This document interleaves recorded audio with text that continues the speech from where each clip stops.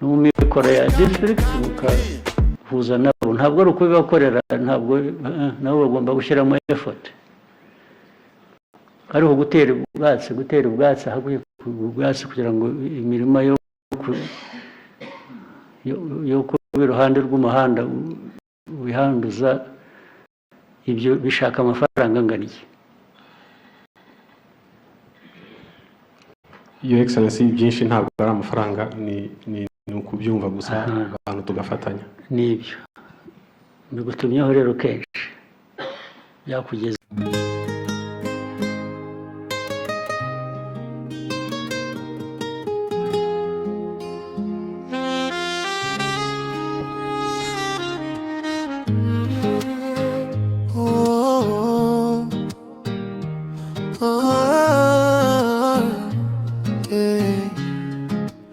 Hapa kuna wimbo kwa Kiswahili uliotokana na hadithi uliosema kichwa Inka ya upendo. Ubeti wa wan, kulikuwa na kijana, moyo wake safi, akapenda msichana.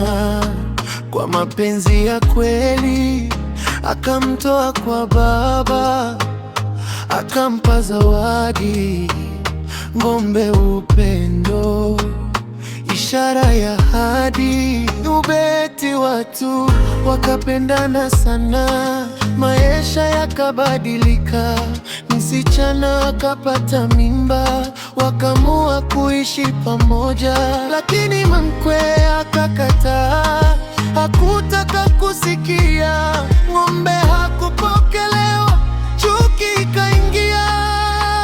Kitikio, upendo bila baraka hujaa machozi, ahadi bila amani huzaa maumivu. Ng'ombe ya upendo ikafa, ndoto zikafa pia, mapenzi yakageuka kivuli cha huzunia.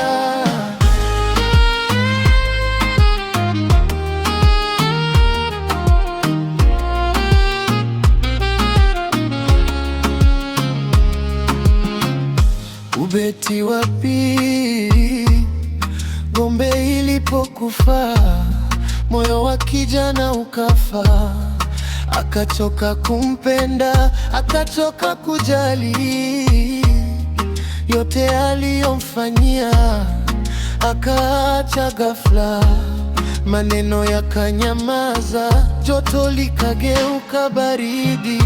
Ubeti wa twa, migogoro ikaongezeka, machozi yakatawala, hatimaye wakatengana, kila mmoja njia yake.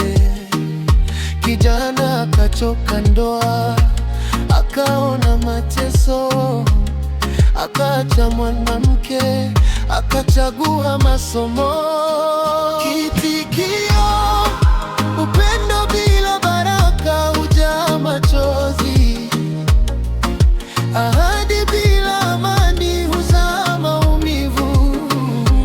Ng'ombe ya upendo ikafa, ndoto zikafa pia, mapenzi yakageuka kivuli cha huzunia.